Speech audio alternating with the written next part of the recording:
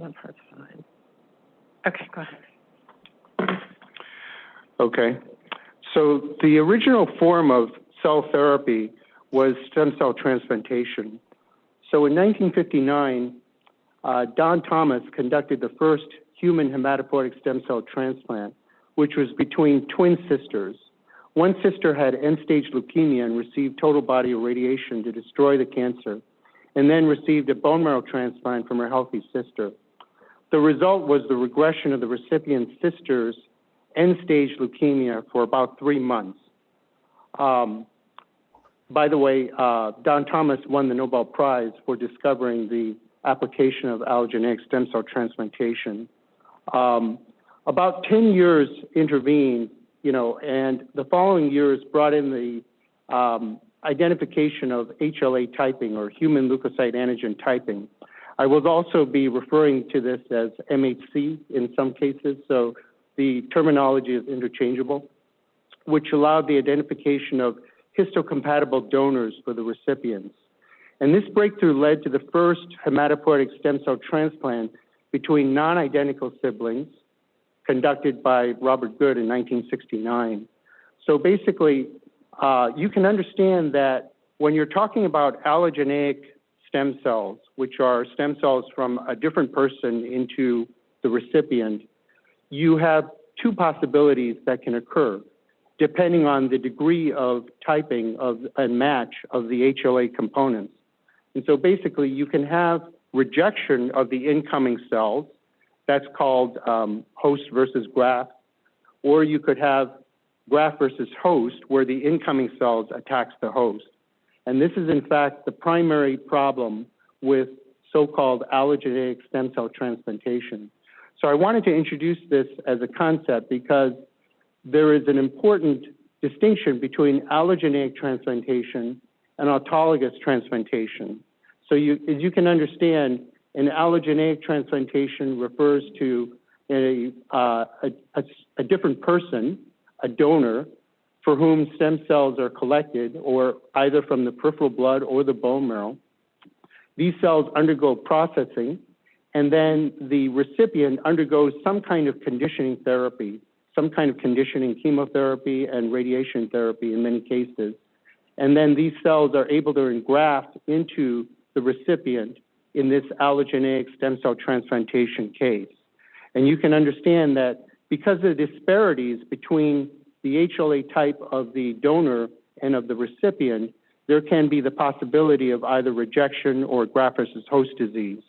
And the development of the HLA matching system enabled the relative ability to transplant, even though we still have a lot of problems with graft versus host disease, and lesser so with rejection. But graft versus host disease particularly, because of the fact that there are minor HLA antigens that are not matched still. So basically, in the original experiment that Don Thomas did, this was in twins, remember? So that these are identical twins, and so therefore they're genetically compatible, as would be the autologous situation. So in the autologous situation, the recipient receives treatment to process their bone marrow stem cells and collect their hematopoietic stem cells. And then the recipient is the same person who then later on receives a large dose of chemotherapy in order to ablate their bone marrow. And then these cells are returned back to them in an autologous manner. So obviously, this type of situation would be like the twin situation, identical twin situation, where you would not expect to see either rejection or graft versus host disease. And this is a very important concept for the understanding of what will come on to follow. Seems like a problem with advancing here. I don't know why. Okay. So basically, the one of the initial experiments that was done was that we understood early on that allogeneic stem cell transplantation, part of the reason why this works is because the incoming immune system is able to recognize the tumor of the patient and effect something called graft versus tumor. But on the other hand, I already just told you that the same process also can lead to graft versus host disease.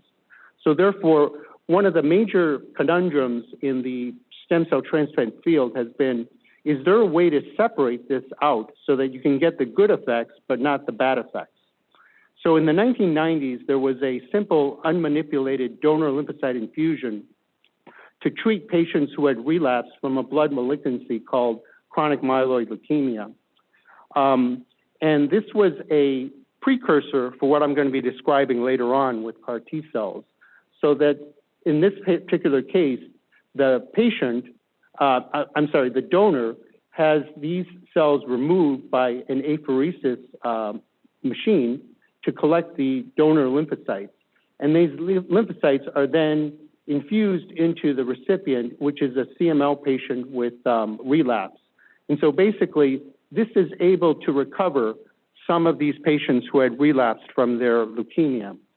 The question is it possible to separate the graft versus tumor effect from the unwanted graft versus host disease? And that's been a major issue with respect to the treatment of stem cell transplants. Now, since you didn't hear any of the introduction, I will repeat a little bit, just for my own history purposes. And so it's interesting to me because this has been a very, very long field that a very long time in the generation of this type of work. So I broke in at the NIH as a clinical associate in the late 80s. And in 1988, this publication arose from Steve Rosenberg in the surgery branch of the National Cancer Institute. I also want you to pay attention to this individual here who's on this New England Journal paper, Charlie Carter. And so basically, I'll be talking about Charlie later on. But basically, the idea that the surgery branch and Dr. Rosenberg had in mind is that maybe it would be possible to treat patients by using tumor-infiltrating lymphocytes to attack their cancer. So in this particular example, these tumors are excised from the patient, they're plated, they're cultured with a growth factor called interleukin-2, which is a growth factor for lymphocytes. And then they're assayed for specific tumor recognition using immunological assays. And then the ones that do recognize the tumor and can attack it are then selected and expanded for and then reinfused into the patient. So this was a therapy that had preceded the development of CAR T cell therapy from our surgery colleagues, back in the late 80s. And so basically, the reason why I wanted to mention Charlie Carter and his role is that Charlie was at that time the person in charge of cell processing lab at the NIH. And without Charlie and his group, there would be no gene therapy projects, there would be no cell therapy projects, because in those days, this type of technology was very, very difficult and not present at other institutions in the world. Unfortunately, Charlie died a number of years ago, so I wanted to mention that, his very seminal contribution to all of this. And so that also brings up the limitations of this type of therapy. The manufacturing of these tumor-infiltrating lymphocytes is logistically very complex, as you can imagine. The TILs are dependent on the endogenous T cell receptor for cancer recognition. So therefore, as I'm going to be explaining shortly, it requires a MHC or HLA matching for each patient. And so humans have greater than 10,000 HLA alleles. So you can understand that there's a tremendous complexity and diversity that's involved here. The affinity for the T cell receptor for the cancer targets is also typically in the low range. And so one thought around that period of time is that the solution is an engineered autologous T cell. And this led to the concept of T cell receptor-based therapy, which is the immediate precursor for chimeric antigen receptor T cell therapy. So I think you understand the history of this. The reason why I'm going through this is because it's very helpful in my mind to be able to show you the kinds of things that are involved in terms of the progression of how the science has been. The initial experiments used genetically engineered T cell receptors into autologous T cells. So in these early experiments, these T-cell receptors targeted a melanoma antigen called MART1. And these T-cell receptors can target a broad range of antigens other than surface antigen targeting. So basically, that's one thing that I wanted to mention here. Here we're talking about T-cell receptor-based therapy, and then I'm going to be talking about chimeric antigen receptor therapy, all right? So these are actually T-cell receptors that have been genetically engineered and inserted into the CD4 positive T-cell. The problem with this is that these require MHC signaling. These require the same kind of HLA signaling that occurs because it requires the antigen to be presented by the, in this case, the dendritic cell in the context of an HLA1 class 1 molecule. And then there's this antigen that's being presented to the T cell. And then these cells then are recognized, and then they trigger the T cell receptor to become activated, okay? That's certainly a very complicated process that relies on this HLA targeting that I talked about. However, the good part about this is that this can recognize a broad range of antigens because these could be intracellular antigens also, okay? So for example, if the virus infects a cell or a cancer cell or whatever, if there's an intracellular antigen that can be presented by the dendritic cells to the cytotoxic T lymphocytes, then this will become activated. However, CAR cells or chimeric antigen receptor cells, as we'll see, only target surface antigens. Okay, so that's the one thing for you to consider during this presentation.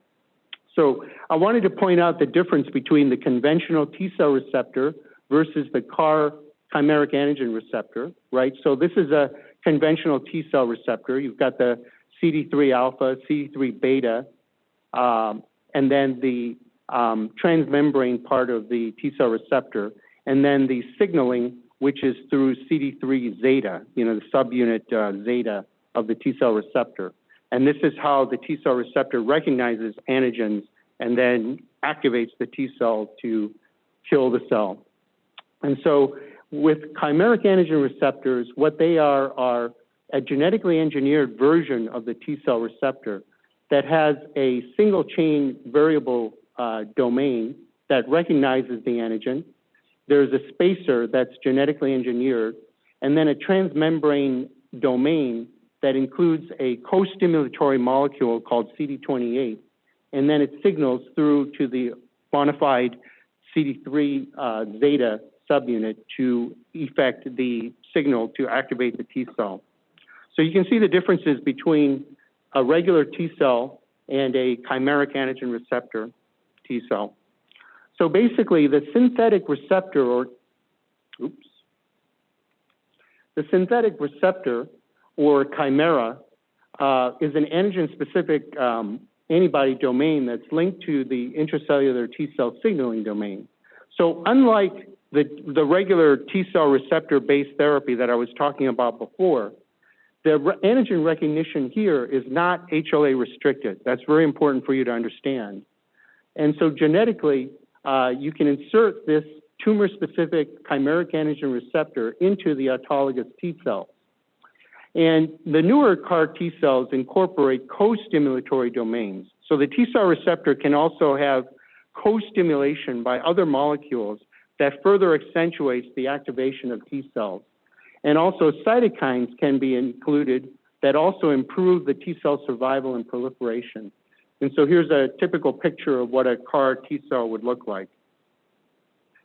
Now, there's been an evolution of CAR cells from the late 1980s all the way through to the third generation, which occurred in 2007. We're now at the fourth generation at this point, and most of the approvals by the FDA have been on second generation molecules. But you can see that the original molecule just was a variable region attached to the T cell receptor, the alpha or beta.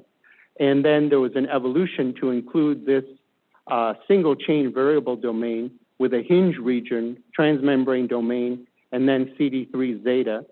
And then the inclusion of these co-stimulatory domains has made the generation of the second and the third generation to make these much more effective T-cell signaling cells.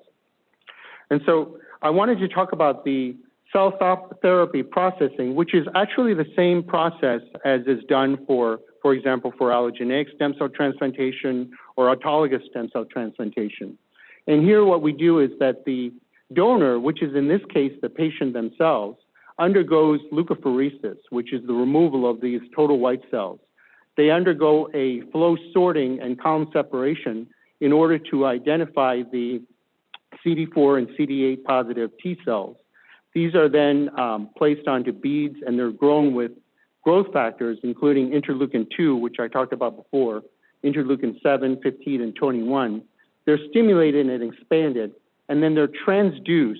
That is, they are transfected with either a retroviral vector or a lentiviral vector. The most modern ones use lentiviral vectors, which are based on HIV, although all the HIV genes have been removed in order to make these just vehicles for the transduction of these cells. And then the CAR cell CAR molecule is actually transduced into these T cells, and then they're returned to the patient. So this process used to be done completely in-house, but now can be shipped and done by outsourced groups to do this type of work.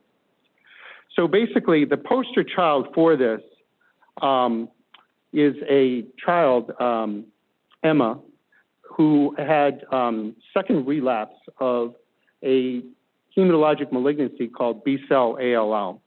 And this was a very, very grave circumstance at that time. This patient was being treated at Children's Hospital, Pennsylvania. And this patient received the CAR-19 T cells, so that these are vectors that have the chimeric antigen receptor that recognizes CD19, which is an antigen, an invariant antigen on B cells. And so this form of malignancy is a acute lymphoblastic leukemia that has B cell markers, CD19, on it, among others. And so basically, this this child, received this therapy in 2012, and at the time had already failed multiple rounds of chemotherapy. It was a very, very grave situation, and led to this quote from a pediatric hematologist, Stefan Group from UPenn. This is the one tool I have where I know that even if a patient has 90% bone marrow blasts and has not responded to any kind of chemotherapy, I still have an 80 to 90% chance of putting the cancer into remission. It's a really remarkable statement when you think about it. These are disorders that obviously, without therapy, these individuals would die very rapidly. And so basically, this is a therapy that is definitely a game changer and led to the approvals that I'm going to be talking about shortly. So basically, I wanted to reiterate that the modern day CAR T cell is now up to the fourth generation. And so the first generation I told you about, the second and the third generations with the inclusion of these co-stimulatory molecules. And this variable domain recognizes the tumor antigen. And in the case of most of the therapies that I'll be talking about, it is CD19, which is a B-cell antigen. I'm also going to be talking about an antigen called the B-cell maturation antigen, which is present on plasma cells. So basically, the fourth generation is actually it includes a cytokine expression cassette into the receptor, so that basically this is called a T-cell redirected for universal cytokine killing, or TRUC. This field has led to a lot of versions of the names CAR and armored CAR and TRUC and so on. So it's a game that the people who are involved in the science have been playing. So basically, these are the present, up to the date, state of the art as far as the technology is concerned. And I wanted to use this portion of my talk to talk about what's currently approved and how does this work in practical means. There have been approvals since 2017 and to the present time. And at the present moment, there are 5 products that have been approved by the FDA. These all have very, very unusual and difficult to pronounce names, but you'll see, for example, that the approvals for the patient that I was, explaining to you before, Emma, she has a disorder called pediatric B-cell ALL. And so basically this patient and others like her led to the approval of this drug in 2017 of this product called tisagenlecleucel. And then there's a number of different products that have been approved for relapsed or refractory large B-cell lymphoma, diffuse large B-cell lymphoma, mantle cell lymphoma, some forms of relapsed and recurrent follicular lymphoma, and then also another disorder called multiple myeloma. And so basically, there's a number of these trials that were reported that the FDA used in order to indicate approval for these drug products. But the real question is, how does this work in the real world? Because we're all aware that the paper that is published in the New England Journal is a very, very highly selected group of patients. And so often there's a disconnect between what is seen in those trials initially and the subsequent real world data. So basically, in most of the cases for the older drugs that have already been approved, there have been a number of real world trial studies that have gone on to replicate in large cases the therapies that were initially indicated as a result of the pivotal trials. So for example, in acute lymphoblastic leukemia, there is a pivotal trial and real world analysis, which is pretty similar actually in terms of the overall numbers. And then also for large B-cell lymphoma, for mantle cell lymphoma, follicular lymphoma, and for another blood malignancy called multiple myeloma, which has also recently been approved by the FDA in this particular circumstance. Now, when you see data like this, you'll see that for the most recent ones, there's only pivotal trial data and there is no real world data as yet. However, we already have enough experience in order to have a rough idea about what kinds of diseases are likely to respond to this kind of therapy. So the indications, as I've indicated over here, currently as of June 2021, this type of lymphoma after more than 2 lines of systemic therapy and so on and so on. Okay, so basically you can see that depending on the strength of the data, these therapies have indications for these particular forms of lymphoma or myeloma. Now, what I did is to look at this in terms of comparative clinical effectiveness as of 2021. And this is the overall take that I would have from this, looking at this kind of data. For B-cell ALL, which you remember is the first disease for which this was approved, there is a very, very high complete remission rate, somewhere in the neighborhood of 83 to 93% complete remission. And so understand also that these are patients that have already failed therapies before. So to have something that is 80 to 90% effective is really remarkable. However, many of the patients experience relapse with relapse-free survival rates of about 50% at 12 months. So that's interesting. I'm going to be talking about that shortly. So the relapse actually largely occurs through loss of CD19. So basically, you have a T cell that's attacking CD19, and there is selection for the leukemia cells that actually lose CD19, and so therefore they're able to evade the therapy.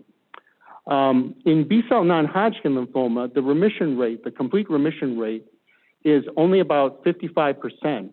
However, the responses tend to be very, very durable. And there's actually a question as to whether or not some of these patients are actually cured.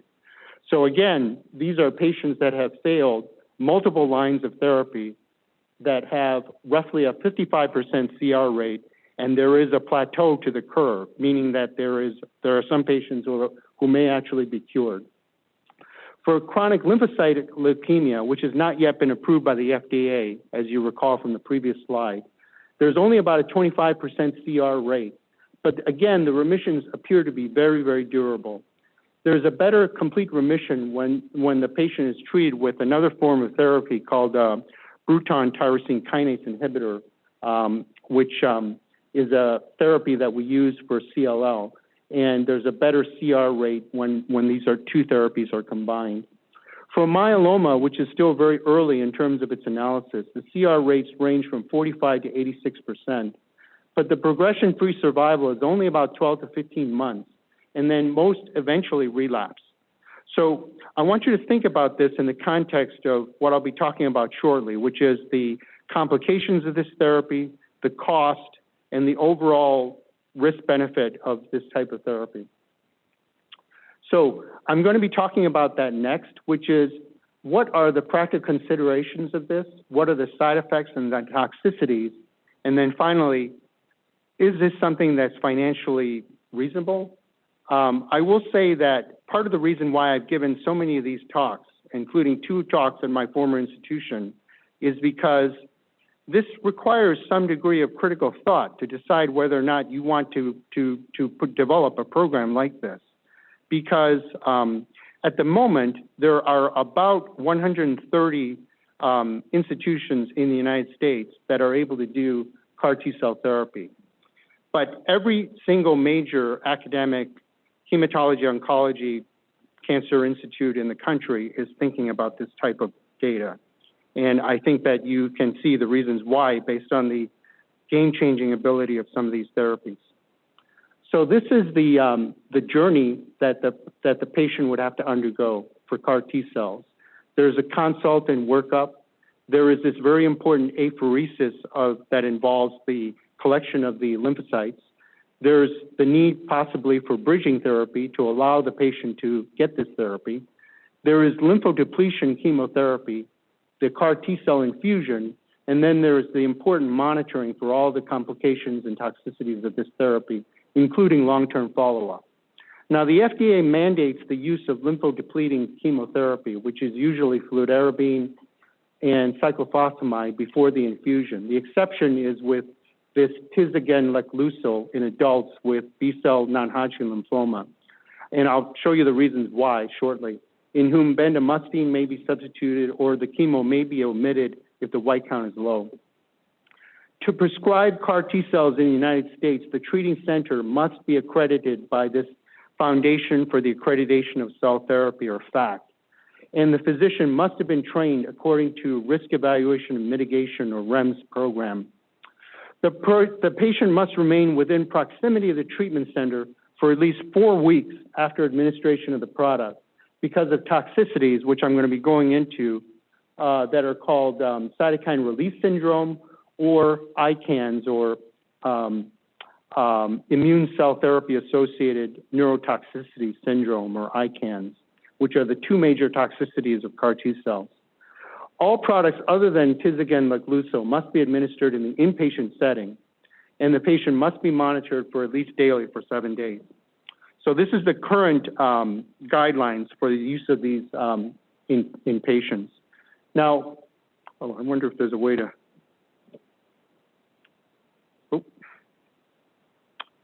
okay, this cuts me off a little bit at the top, but that's okay. So the key adverse events with CAR T-cell therapy, as I mentioned to you, is something called cytokine release syndrome and the neurotoxicity, which nowadays we call immune cell-associated neurotoxicity syndrome, or ICANS for short, okay?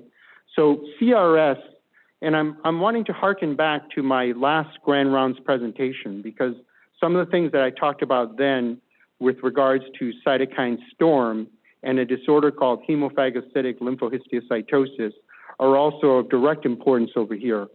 So basically, this cytokine release syndrome is a life-threatening toxicity that is caused by the immune activation of these T cells. It causes a release or storm of inflammatory cytokines and the activation of immune cells. And the key symptoms include fever, hypotension, and hypoxia. And then there is this ICANS neurotoxicity that's also related to T-cell activation that includes a number of neurological problems that go all the way to very severe encephalopathy and coma. And so the longer-term adverse effects also include things like B-cell aplasia and hypogammaglobulinemia. Think about what we're doing, right? We are attacking B cells with our therapy, and this causes a major immune defect in the patient subsequently, so that these patients all have significant B-cell aplasia and hypogammaglobulinemia after the treatments. They can develop grade 3 cytopenias. They can develop severe infections as well.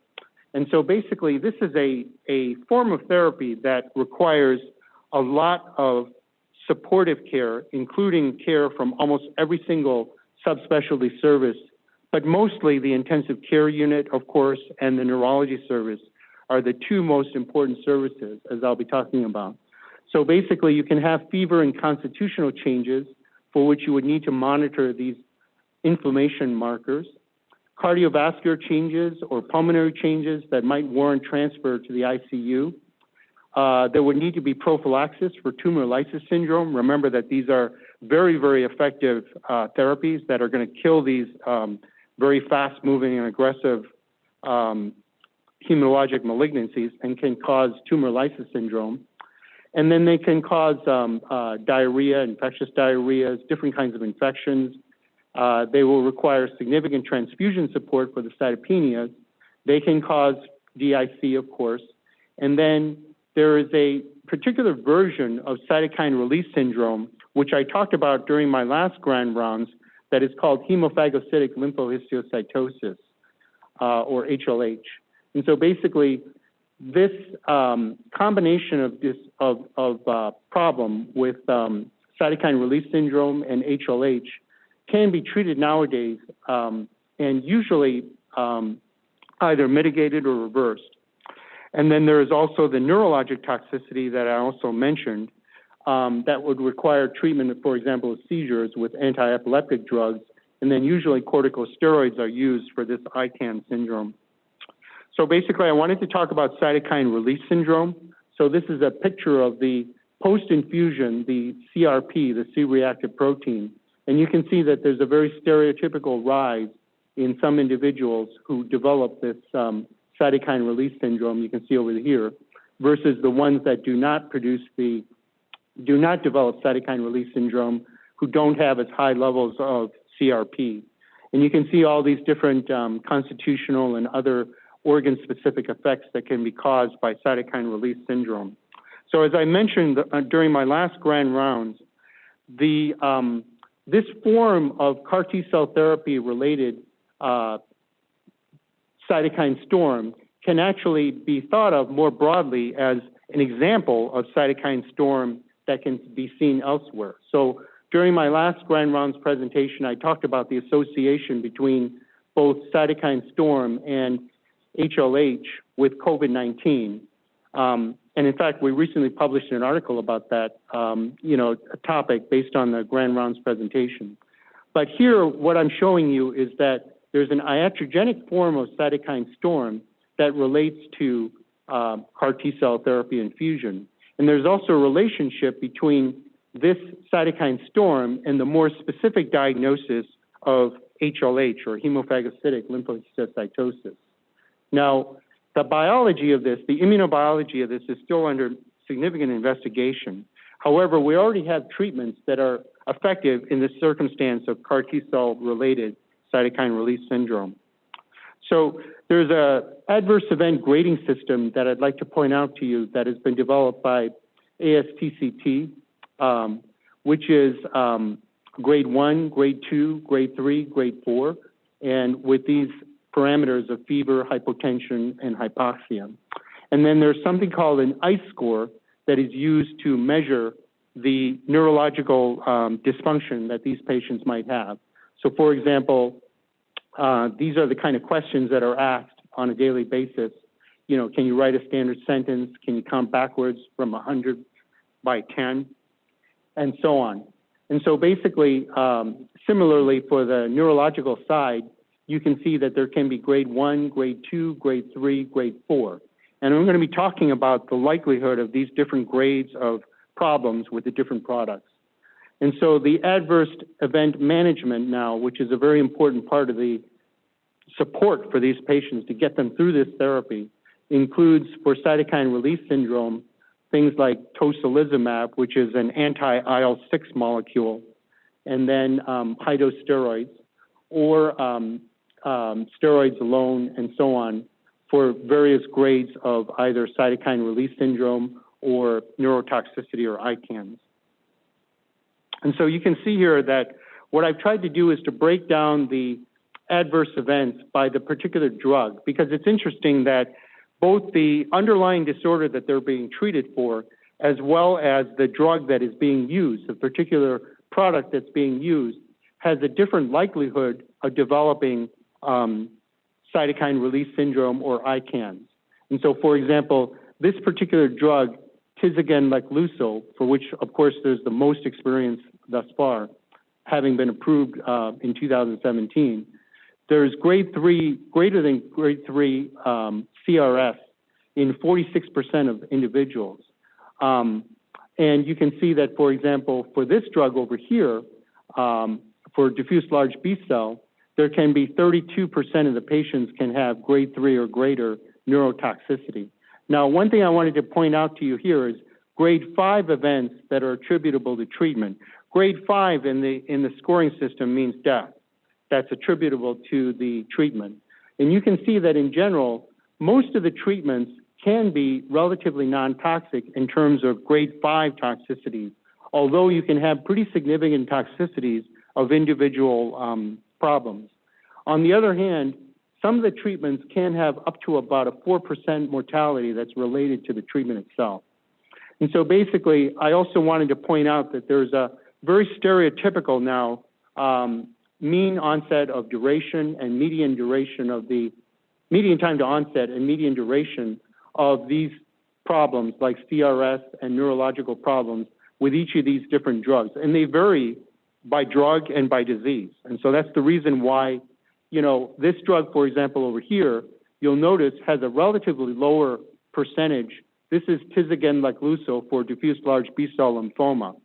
And so this one is actually the one that the FDA has allowed treatment with without requiring certain kinds of more rigorous monitoring. So the mechanisms for resistance, okay, is something that I wanted to talk about here, which is that, as I mentioned to you before, there can be antigen escape, right? So that the leukemia cells, which were originally producing CD19, can actually have low expression of CD19, or they can lose expression entirely. And that is one mechanism by which these lymphoma cells or leukemia cells can actually evade the CAR T cells. Now, this was a surprise because CD19 was chosen because it was believed to be invariant. You know, it's believed to be absolutely part of the B-cell repertoire. But apparently, you can have B cells that have either low or no expression.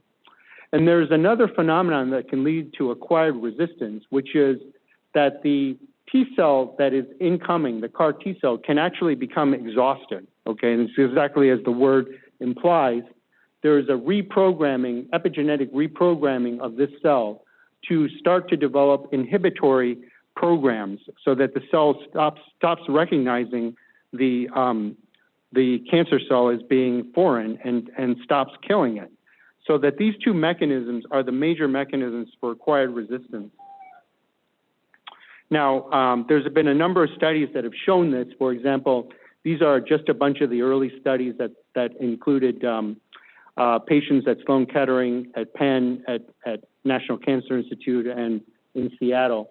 And you can see that in all the cases, there were relapses that were CD19 negative, okay, which certainly implies that although we had originally thought that CD19 was invariant, it is in fact not. So now I wanted to talk about the costs of this and then spend the last 10 minutes talking about new directions for the field based on what I've already said. And so basically, I did some kind of back of the envelope kind of calculations. So there are about, in each year, there's about 35,000 myeloma patients that are new. there's about 75 to 78,000 diffuse large B-cell cases, and there's about 3,000 B-cell ALLs. So if you take them all in total, we're really talking about maybe about 40,000 or so hematologic malignancies for which this type of therapy might be actually applicable, right? Because, for example, for 75,000 diffuse large B-cell lymphoma cases each year, about more than half of them, let's say 55% of them, are treated with chemotherapy, and so they wouldn't need this type of therapy. However, if you do the math, you would talk to somewhere in the neighborhood of this number here. Now, a stem cell transplant costs about $250,000 to $300,000. So a stem cell transplant, as I had talked to you originally about, here we're talking about either autologous or allogeneic stem cell transplants, and their costs are now well established in this range.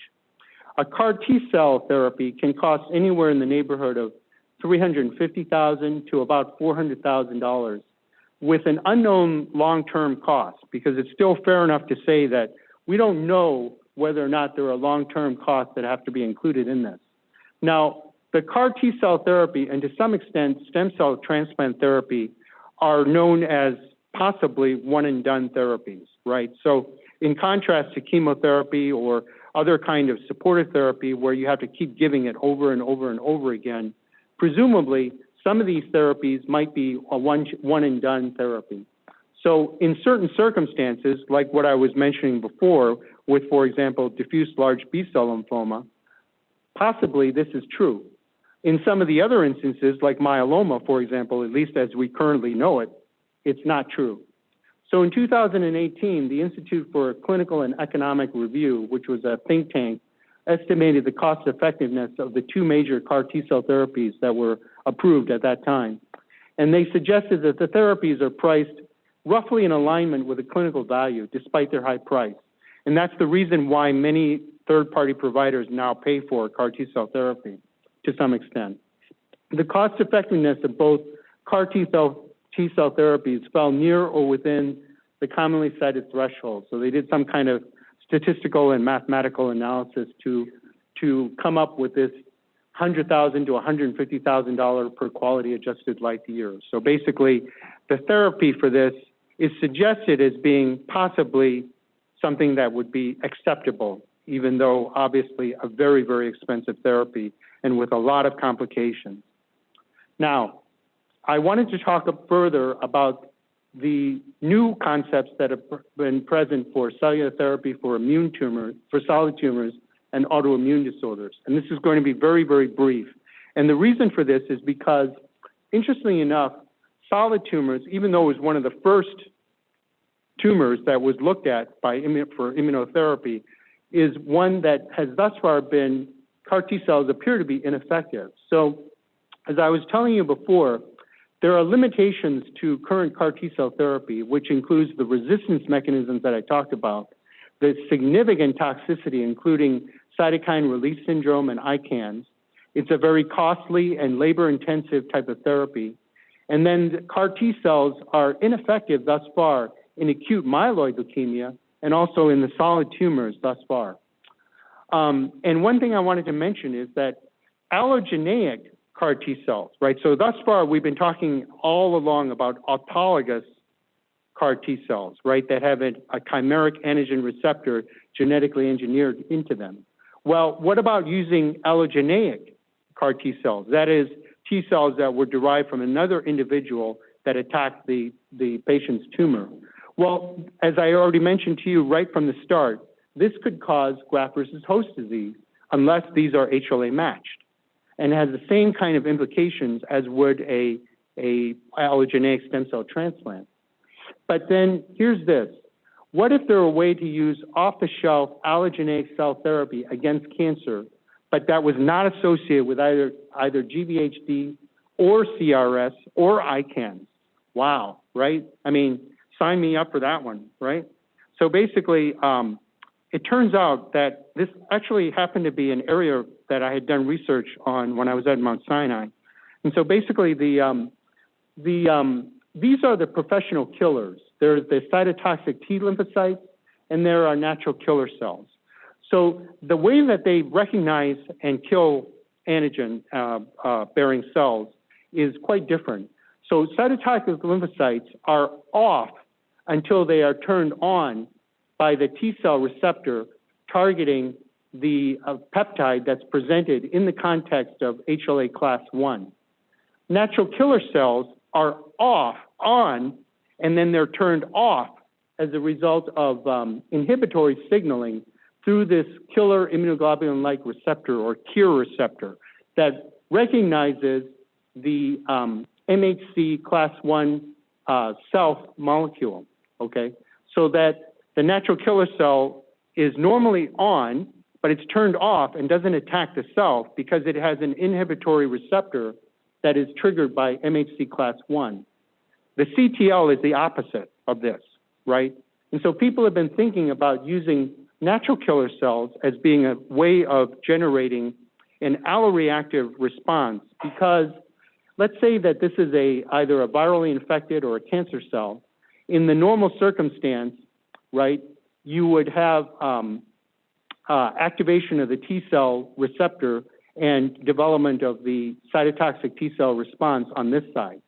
On the other hand, the natural killer cell no longer sees the MHC class 1 on this abnormal cell, and therefore it's not inhibited from killing.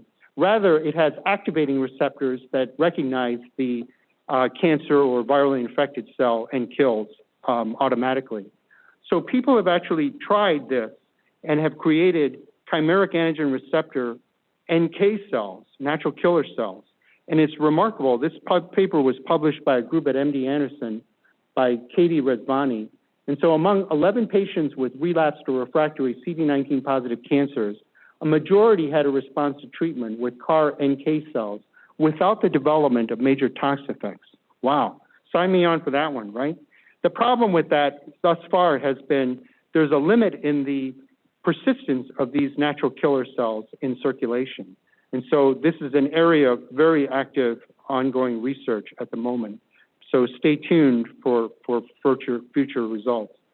So I finally wanted to finish on this idea that perhaps there's other cells that could be targeted for different kinds of diseases other than cancers, all right? There's a T lymphocyte that is known as the Treg cell. It used to be called the suppressor T cell. These are CD4 positive cells that actually are defined by a transcription factor called FOXP3. And there's also expression of CD25, and there's downregulation of another receptor called CD127. And these T regulatory cells secrete immunosuppressive cytokines, like, for example, IL-9, IL-10, and transforming growth factor beta-1. Well, that's kind of interesting, right? Because all the way up to this point, we've been talking about using cell therapy to treat cancer, right? We want to have the cell therapy that is an activation of the immune response to attack cancer. Well, what if we turn this thing around on its head, right? What if we had an autoimmune disease like lupus, diabetes, multiple sclerosis, et cetera, et cetera, et cetera? And we wanted to have the ability to transplant solid organs without developing rejection, right? Well, what if we had the ability to target immunosuppressive therapy rather than immunoactivating therapy? And so the idea here is that you would use these Treg cells that have FOXP3 in there, insert a chimeric antigen receptor that has the variable domain, the spacer, the CD28, the CD3 zeta that you're already very familiar with by now, okay? You could actually target this tissue cell antigen and create a circumstance where you could selectively suppress the immune system for a particular autoimmune disorder. Really, really science fiction at the moment, but as I mentioned to you, could be science fact very shortly. So basically, I'm finished with this, and I'd like to indicate all the different references that I touched on over here, including some materials that were from the American Society of Clinical Oncology educational book for 2021. I'd like to finish with that and also indicate that we are part of this new hematology team that's been developed here at Maine Medical Center. And you already know Sarah, Jason, Summer, and Carrie very well. And I'd like to also introduce our newest members, Andrew Rogers and Kelly Sprague. Kelly's actually was the former director of the transplant program at Tufts and is our new chief of hematologic malignancies here at Maine Medical Center. I'd also like to acknowledge the Conley family chair in hematology, and also particularly I wanted to thank Roger Inhorn and Scott Remick for having brought me here and also put together this program that we've been involved in. Thank you very much.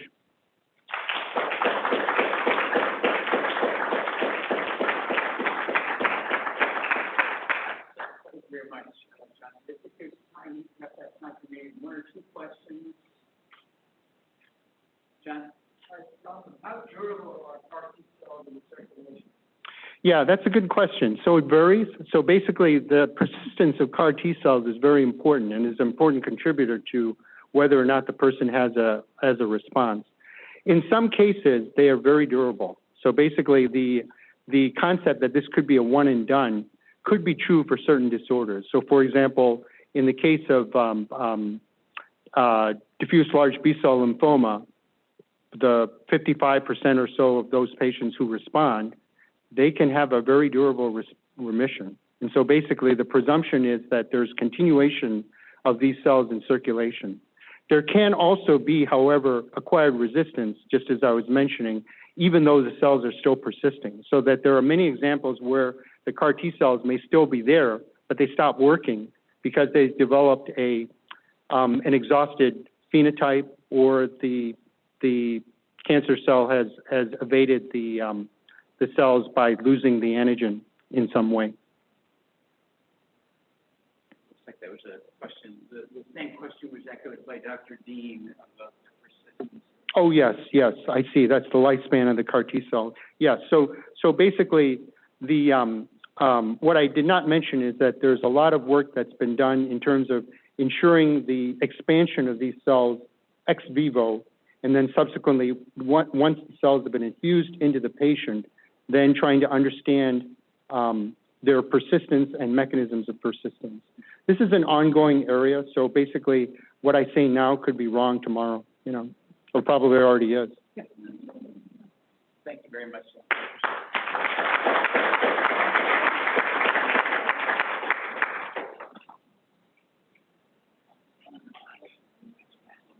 Thank you. When they do the apheresis and they separate out, so they're presumably the cells that are reinfused, so that obviously you don't obliterate the stem cells entirely when you do conditioning therapy, right? So there must be some residual